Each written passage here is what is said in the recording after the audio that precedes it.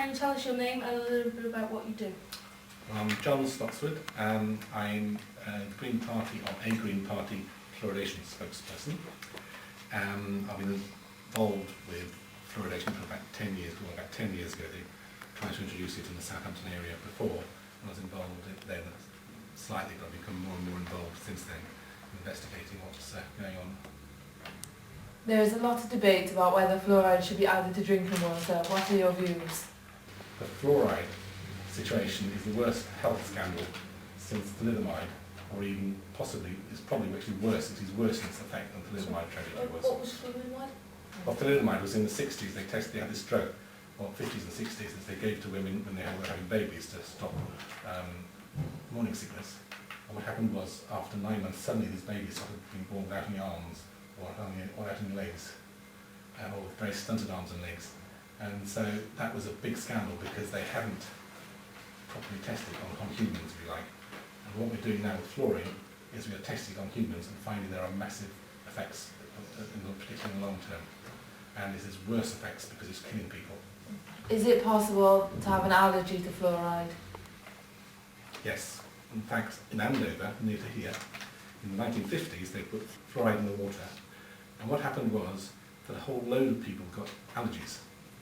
And they thought, well, this can't be due to the fluoride, but what they did, they set up a separate tank, which wasn't fluoridated, they imported special water into that tank, and they found that their allergies got better. So what they then did, they thought, oh, maybe this is what is causing it. They still weren't sure. And then there was a problem with it. And by mistake, they loaded it with fluoride in the water again, by mistake. And the allergies all came back. And they didn't know that this had happened until someone suddenly told them, yes, this has got fluoride in it. And so it was a sort of almost a double-blind test that they actually found that it came back when they put fluoride in the tank. Is it possible to overdose on fluoride?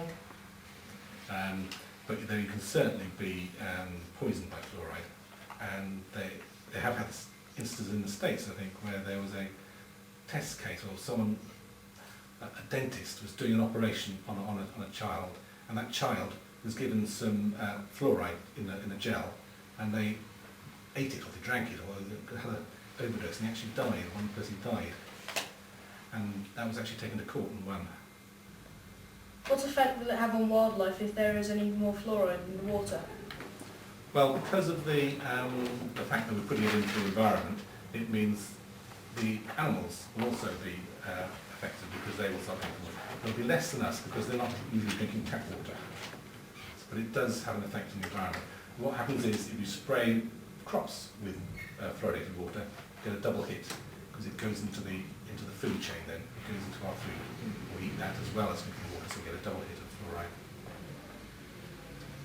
Does fluoride accumulate in the body? Yes.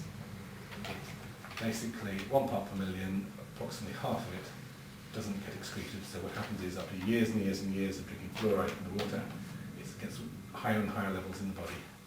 So it gets worse and worse, and that's why you get arthritis-like symptoms and all sorts of things happen in elderly people particularly.